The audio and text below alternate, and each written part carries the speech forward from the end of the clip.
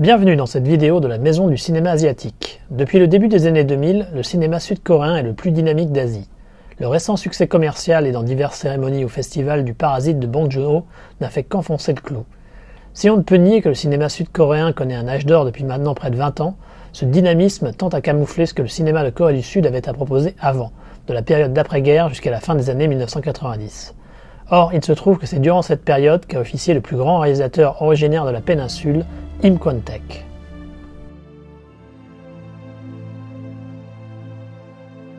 Im a commencé sa carrière de réalisateur en 1962 avec Farewell to Tuman River, un film de guerre, sur la guerre de Corée donc, typique de ce que l'industrie faisait alors.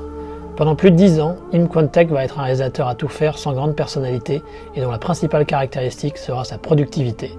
En 10 ans, il réalise rien de moins que 46 films, essentiellement des films de guerre et des drames en costume. Pas de quoi mériter le titre de meilleur réalisateur sud-coréen, même pas celui de bon réalisateur tout court. Im Kwon-taek lui-même semble avoir réalisé l'impasse artistique dans laquelle il se trouvait et décida en 1973 de faire des films plus personnels. Le premier pas en cette direction fut pris avec le drame Weeds, également connu sous le titre de The Deserted Widow, dont il ne reste malheureusement plus de copies. Bien qu'il conserve une productivité importante, continuant à réaliser des films ouvertement commerciaux, il va progressivement affirmer son style et s'orienter toujours plus vers des films personnels. C'est durant les décennies des années 1980 et 1990 qu'il va signer ses œuvres les plus marquantes et acquérir le statut de grand maître du cinéma sud-coréen.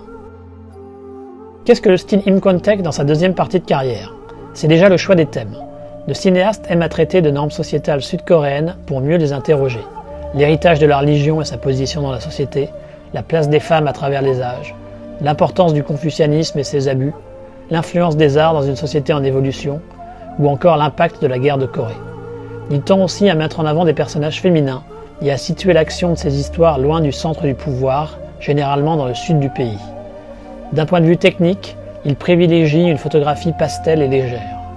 Sa mise en scène est sans fioriture, soignant ses cadres et plaçant quelques travelling judicieux de temps à autre. Elle est entièrement au service de ses personnages et de son histoire. À travers des mouvements de caméra simples, il est capable d'hypnotiser le spectateur pour mieux l'amener où il le veut émotionnellement parlant et délivrer l'impact dramatique maximal. Il est en cela comparable à un vieux maître d'arts martiaux qui aurait pratiqué toute sa vie les techniques les plus basiques, mais qui aurait ainsi atteint un degré d'efficacité maximale. Il fait également un usage régulier et savant des flashbacks.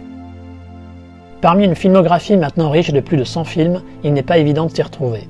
Voici donc une suggestion de 5 films pour découvrir son œuvre. Ces titres sont tous disponibles également sur la chaîne YouTube de la Korean Film Archive, avec des sous-titres anglais ainsi que d'autres films d'Im Kwon-taek. N'hésitez donc pas à poursuivre l'exploration de sa filmographie par ce biais.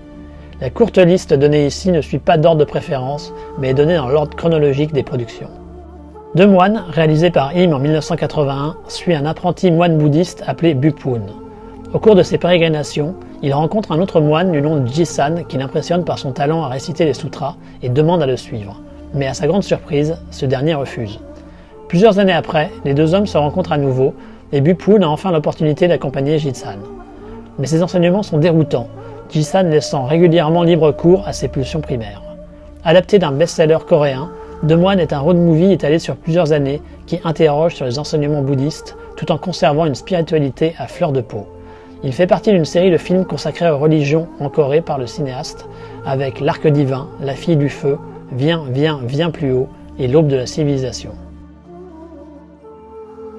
Le village de Gilsotum, Kim réalisa en 1985, a pour principal protagoniste Hwa-young, une femme d'âge mûr qui a perdu la trace de son fils dans le chaos de la guerre de Corée.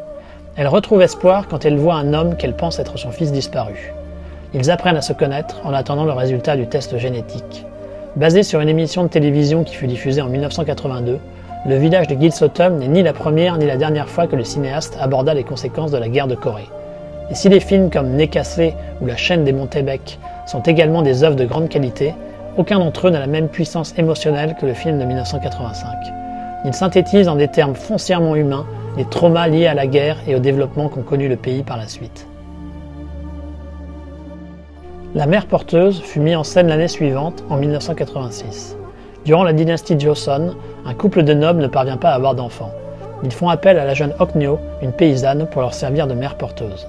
Premier film sud-coréen à avoir remporté une récompense dans un festival international majeur, en l'occurrence celui de la meilleure actrice au Festival de Venise, La mère porteuse est une illustration du caractère fondamentalement inégalitaire de la société coréenne ancienne sous l'effet combiné de classes sociales étanches et d'une application stricte du confucianisme. La chanteuse de Pansori a été réalisée par Im en 1993. Dong-ho est un jeune garçon recueilli par un chanteur de Pansori itinérant et sa fille adoptive, le Pansori étant une forme de chant traditionnel coréen. Mais dans le cadre d'une Corée en pleine transformation, le Pansori perd inéluctablement en popularité et rend la vie du trio de plus en plus difficile. S'il n'y a qu'un film d'Im Kwon-taek à voir, c'est La chanteuse de Pansori. Le film fut réalisé avec un petit budget, davantage comme une faveur envers le réalisateur qui cherchait à le monter depuis longtemps et qui avait connu un succès commercial important avec son film de gangster The General's Son.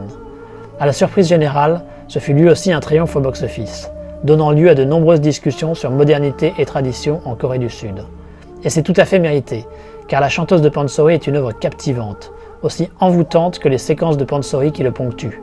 C'est une réflexion sur ce qu'est la nature profonde d'un artiste, le rapport aux traditions et aux changements dans le cadre des évolutions violentes qu'a connu le pays en moins d'un siècle.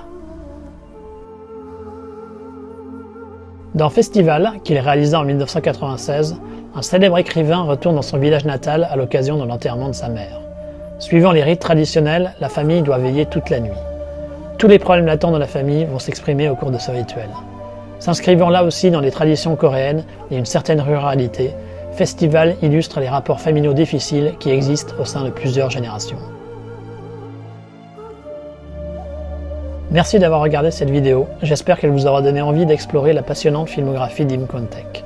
N'hésitez pas à poster vos questions ou observations dans les commentaires, je ferai probablement une vidéo pour y répondre. En attendant, je vous dis à bientôt sur la Maison du cinéma asiatique.